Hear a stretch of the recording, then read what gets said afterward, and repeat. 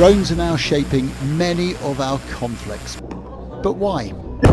Where they're fast, they're nimble, agile, and that means that sometimes they can just appear out of nowhere. The whole concept of war is being changed under us. So how do you handle this threat? What's it got to do with this fishing boat? And how do you adapt to a drone war era? This has nothing to do with you putting this on, but someone is doing a jamming signal. In Israel, they think they've got some of the answers. It's a tale of today's warfare, but it starts here, in the tranquility of the Sea of Galilee, on board the only fishing boat that's out on the water. Menachem is the captain. He's been catching fish here for more than 40 years, always on board this same boat. He treats the fish like a benevolent rival to be pursued and outwitted. This is really hunting. It's fishing but hunting. So it's more of an intellectual, it's you against the fish. That's the right. They want to escape and I want to catch them. It's a fair fight. He's seen weather and war. Missiles have soared over his boat. And recently, a friend sent him a picture of Ukrainian troops sheltering under nets to protect themselves from drones. Menachem reacted, offering Israeli soldiers a huge pile of nets to use as protection. I try to save a life. I want fair fight. I don't want to see kids dead from drones come to Metula and Kiryat Shmone. No way, no way, no way. And the nets have a purpose. Instead of catching fish, they're now used to catch explosive drones. Well, groups like Hezbollah and Hamas use drones of about this size. They're often what they call FPV, which means they film what they're attacking. Now, they're also often controlled by a fibre optic cable coming out the back, like a string on a kite, which means they're impossible to jam. And that is why nets like this have proved so effective, because the drone gets tangled in the net before it can hit its target, which means even if the explosion does go off, it explodes inside the net. Menachem has supplied enough fishing nets to cover more than a dozen football fields. He says it's his duty. You think you're helping your country? That's what makes you happy, right? Make me happy to save a soldier that other this soldier have or a small kid or a girlfriend or a girl that is engaged with her, or parents, the way to the kids to come home for making the Shabbat, to make the life more.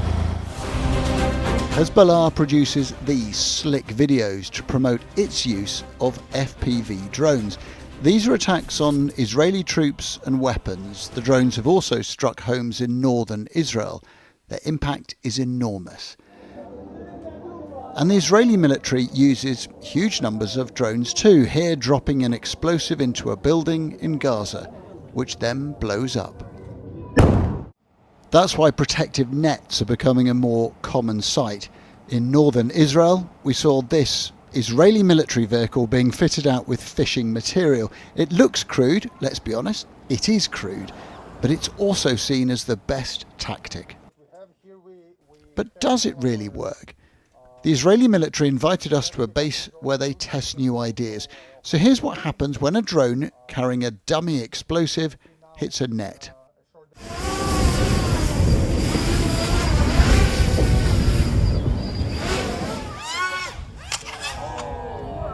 Got it, guys. Got it. So it does work. It's cheap and it's reliable. You can't hack into a fishing net after all.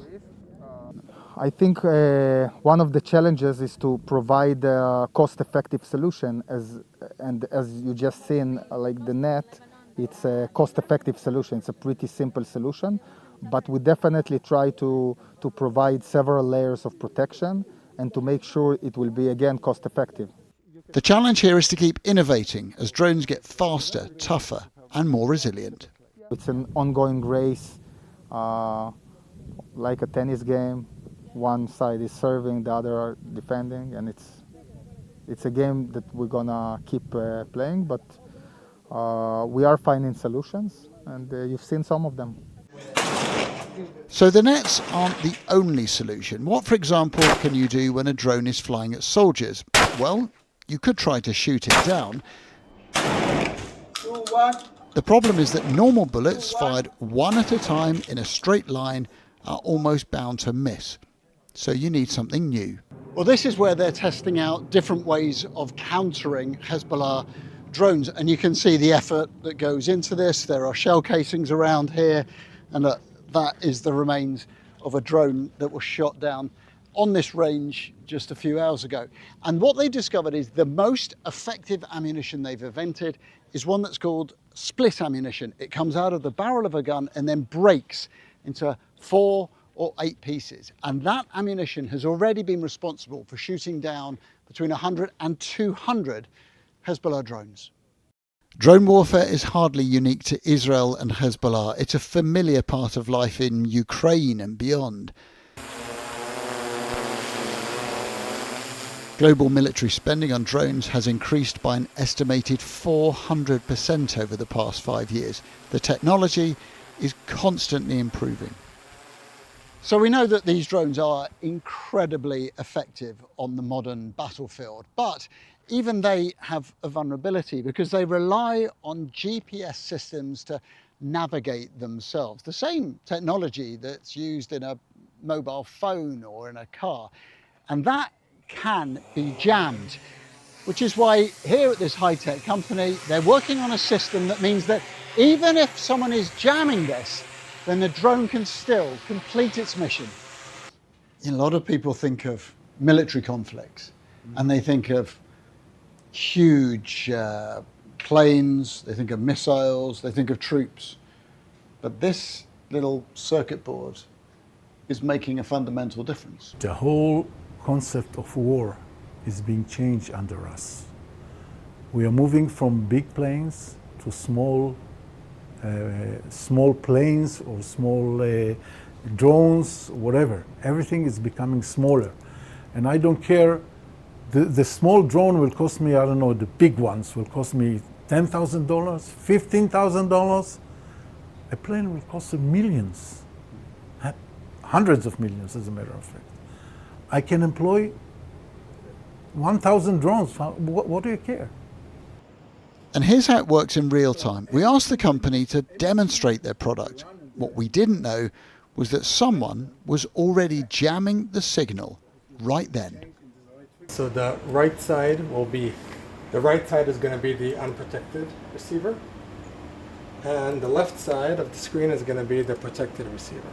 So actually we caught a good scenario where there's jamming in the air, interference, and then we have the unprotected receiver is completely dead, has no idea where it is, as opposed to the protected receiver which carries on. So this is a great illustration of today's warfare. Yep. It's about frequencies and it's about little boxes countering each other. It's like you said, it's not about F-35s and battleships. Not at all. Not at all. It's about something happening on a screen. Effectively, drones are replacing people, so that the control of drones is fundamental to modern warfare. Yeah, absolutely. You need to control those drones remotely or by fiber optics. Will we get to a point where drones will be the dominant? Yes. Are we For there sure. now? Not yet, but we are on the way for that. Back on the Sea of Galilee, and the idea of drone warfare might feel distant. But remember, nets like these are now part of the landscape of modern war, and they're not the only reminders. Well, here's another example of how high-tech and low-tech can clash. We've just been told that the GPS on our boat is not working, and inevitably that means it's been jammed by the Israeli military, who are carrying out an operation at the Lebanese border 20 miles away. In Israel, the echoes of war are never far away. Today, Menachem has a healthy haul of fish. Recently, his nets pulled up a chunk of an Iranian missile. The water here is his domain. The skies above us all may yet belong to the drones. Adam Parsons, Sky News, on the Sea of Galilee.